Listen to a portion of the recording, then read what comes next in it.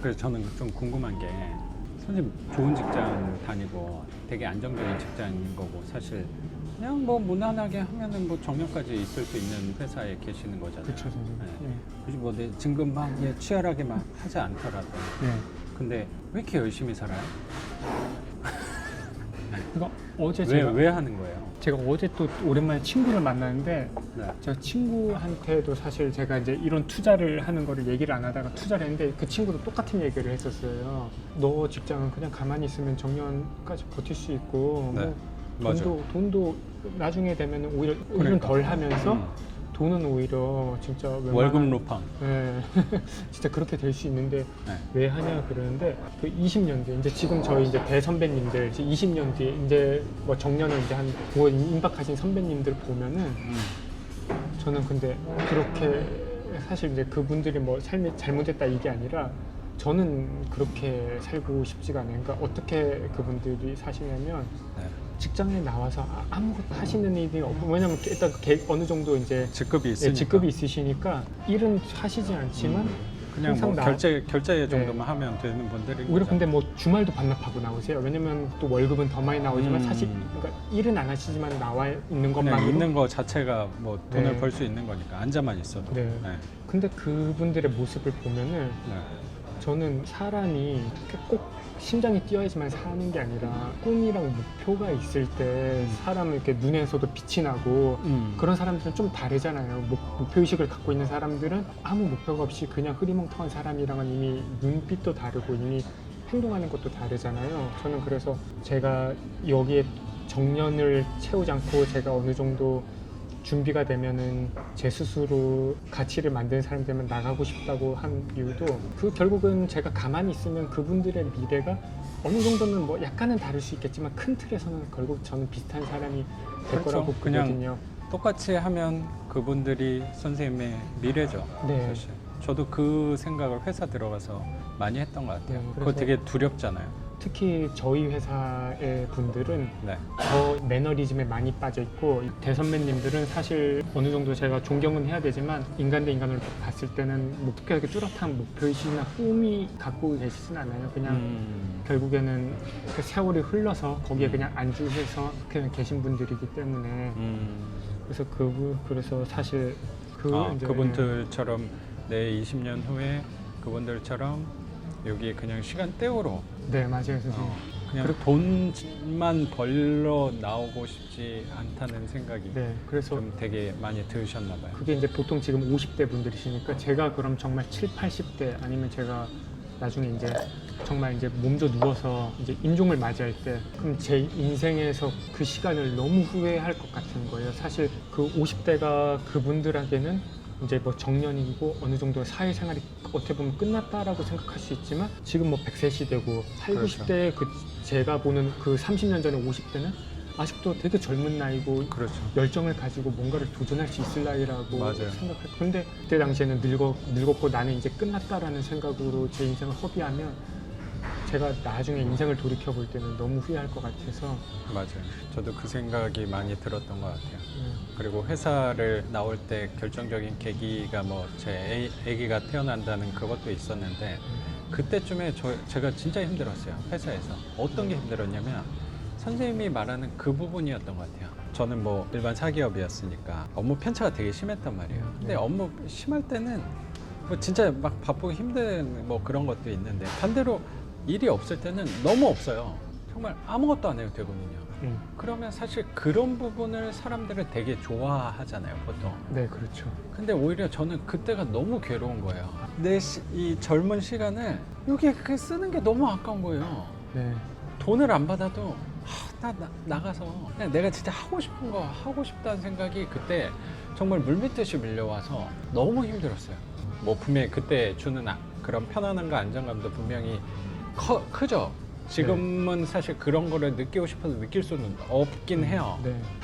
왜냐면 나는 어쩌면 그냥 자영업자에 가깝고 그런 1인 기업에 가깝다 보니까 그 사업하는 사람들에 더 가깝다 보니까 내가 하는 만큼 다 나오는 거라고 생각이 드니까 어쩌면 그런 부분이 지금은 사실 직장인들이 부럽기도 하거든요. 근데 나는 그렇게 내 시간을 쓰고 젊은 시간을 쓰고 싶다는 생각이 안 들더라고요. 선생님 말씀하신 그 내가 눈을 감는 날 그 시간을 보면서 너무 아까울 것 같다는 생각을 저도 되게 했던 것 같아요. 저는 이거 하기 전에 저도 처음에 사업을 도전을 했다가 맞아. 네. 그 얘기 했었죠. 그러니까 이제 사업이 잘 안 되고 나서 이렇게 저희 직장에 취업을 해가지고 지금 현재 직장에 와 있는 건데, 어떻게 보면 이제 저도 원래 직장인 마인드는 아니었던 거예요. 처음부터. 예. 그래서 이제 그거를 짓누르고 네. 취업을 했지만 음. 사실 그러니까 이런 꿈, 목표 이런 거에는 예전부터 그런 게 있었어요. 그러니까 그런 걸 향해 가야 된다, 사람은. 근데 사실 실패를 하고 나면서 그거는 사실 이제 아무나 하는 게 아니구나 하면서 그러면서 약간 취업을 했던 건데, 이 사람이 좀 현실도 봐야 되는구나, 좀 그런 네. 생각을 좀 하셨나 봐요. 저희 집이 뭐 잘 살아서 저를 좀 서포트 해줄 수 있다거나 정말 그랬다면 모르는데, 정말 지극히 평범한 가정에서 저 혼자 제가 알아서 좀 하고 나중에는 또 노년기에는 부모님도 어느 정도 도와드릴 수 있어야 하는 그런 가정 환경에서 제가 제 꿈만 막 쫓으면서 하려고 하면은 사실 그게 더 이기적인 걸 수도 있죠. 그리고 요즘은 뭐 한 30살 넘어서까지 취업을 못하면 먼저 취업한 친구들한테 좀 이렇게 비교도 되고, 그렇죠. 결국은 또 열등감도 느끼게 그렇죠, 그래서 그렇죠. 친구들 만난 동창회 이런 데는 또 못 나가고 그렇죠. 그렇게 되니까 그런 눈을 의식할 수밖에 없어서 결국에는 또 현실과 좀 타협을 하신 거네요. 예. 근데 근데 그 현실과 타협해서 어쩌면 남들이 좋다고 하는 안정적인 직장에 들어와서 그거를 자꾸 내가 생각을 안 하려고 하는데도 계속 내 내면에서 끌어오르는 거네요. 그 내면을 생각하고 현실적인 거하고 계속 부딪힘이 좀 있으셨겠어요. 네. 근데 그 어쩌면 어쩌면 그 계기가 될 수 있는 거를 경매를 통해서 좀 찾으실 수 있었나 봐요.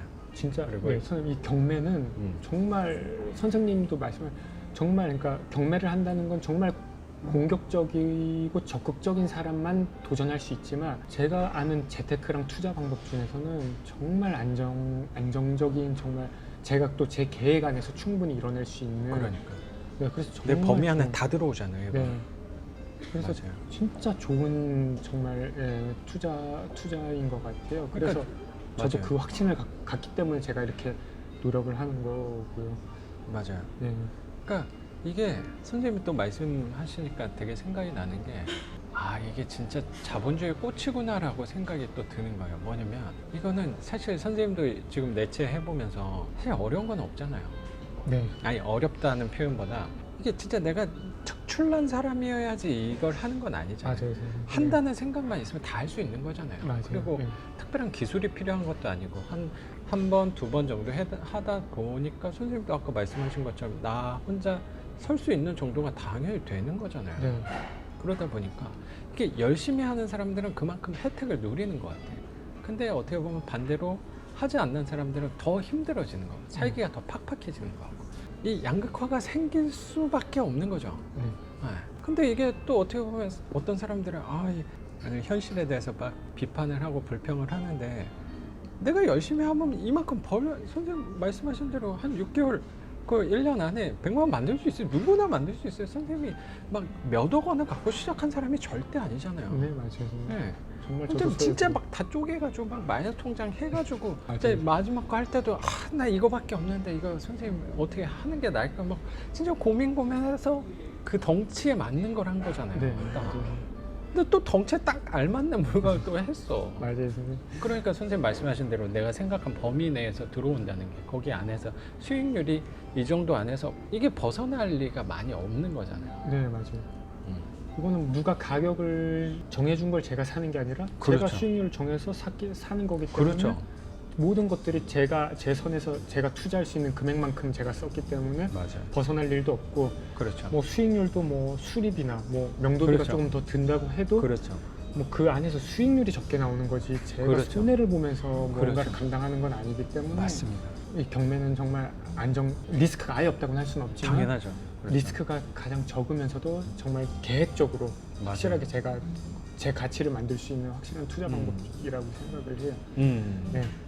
그래요. 그래서 선생님이 하던 방법대로 저는 계속 해 나가면 선생님이 생각하는 그 양은 충분히 당연히 만들 수 있을 거라고 네. 생각해요. 그리고 아까 물어봤던, 제가 질문 드렸던 말 중에서 사실 선생님한테 어떤 부분을 궁금했냐면, 그러면 그렇게 해서 내가 월세를 이만큼 만들었어요. 그럼 네. 선생님 도대체 하고 싶은 건 뭐예요?